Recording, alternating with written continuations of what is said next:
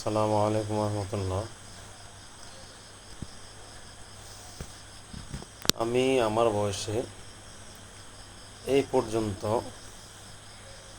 যতগুলা গ্রাম্য সাল্লিশে বসছি, যতগুলা গ্রাম্য দরবারে বসছি, বিচারে বসছি, তো দেখলাম আকসার বিচারক হলো মূর্খ।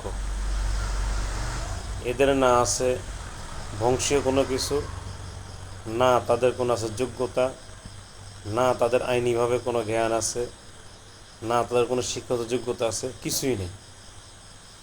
এরা মদ গাঁজা খায় আর কি করে, এলাকাতে বাস মিথ্যা সাল্লিশি বৈঠক করে। এই হলো এদের জ্ঞান। এখন যদি কেউ ওই বিচার মানে না, তখন বাস ওই যারা বিচার মানে না এদেরকে বাস গালিগালাজ শুরু করে দেয়। তো এটি আসলে হলো গ্রামের সাল্লিশির নিয়ম। গালিগালাজ ছাড়া এদের কোনো কথা থাকে না। আর যেই পক্ষ থেকে তারা আসবে তারা ওই পক্ষ নিয়ে কথা বলবে, কিন্তু লিগেলি তারা আসলে বিচার জানে না। তারা আইনিভাবেও কিছু বোঝে না এবং এদের কোনো জ্ঞানও নেই। গ্রাম এদেরকে ভাবে এরা অনেক বড় বিচারক, এরা অনেক বড় তাল গাছ। আমি ভাবি এর হলো বাল গাছ। কারণ এদের সেই কোনো বোঝার জ্ঞানও নাই, আইনিভাবেও তাদের তাদের কোনো জ্ঞান নেই, আর তাদের শিক্ষাগত যোগ্যতা তাদের নাই। তো এটি হলো আমাদের গ্রাম্য সাল্লিশের সমাজের বিচার। তো এই সমস্ত বিচারের দৃশ্যপট কবে যে পাল্টিবে আল্লাহ ভালো জানে।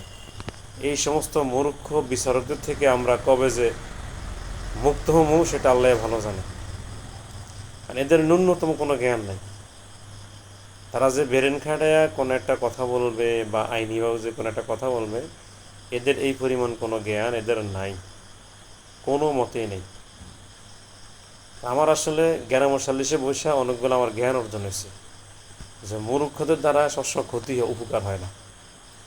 মূর্খরা সবসময় এদের নিজের স্বার্থটা বোঝে, কারণ এরা নিজের স্বার্থ ছাড়া অন্য কোনো কথা এরা বলে না, অন্য কোনো কাজ এরা করে না। তো এই কারণে আমি বলবো যে গ্রাম্য মূর্খ সাল্লিশ থেকে সবাই বিরত থাকুন, গ্রাম্য মূর্খ বিচারক থেকে সবাই বিরত থাকুন। এদেরকে প্রতিহত করুন, এদের কাছ থেকে দূরে থাকুন। হ্যাঁ, গ্রাম্য সাল্লিশ যারা জ্ঞানী মানুষ, ভালো ভালো শিক্ষিত কিছু লোক আছে, এরা কোনো টানে না কোনো দিকেই, এরা সঠিক বিচার করে। হ্যাঁ, এদেরকে নিয়ে বসে। কিন্তু কিছু মূর্খ নামদারি বাটফারগুলো আছে, এদের কাছ থেকে দূরে থাকুন। এখন সে যেই হোক, সে যেই হোক, এরা হলো মুখের ছাপা। এরা বাস্তবে আইন নিয়ে এদের আসলে ন্যূনতম কোনো জ্ঞান নেই। এদের থেকে দূরে থাকুন। আল্লাহ তাআলা আমাদেরকে এই সমস্ত মূর্খ বিচারকদের থেকে যেন হেফাজত করেন। আমিন।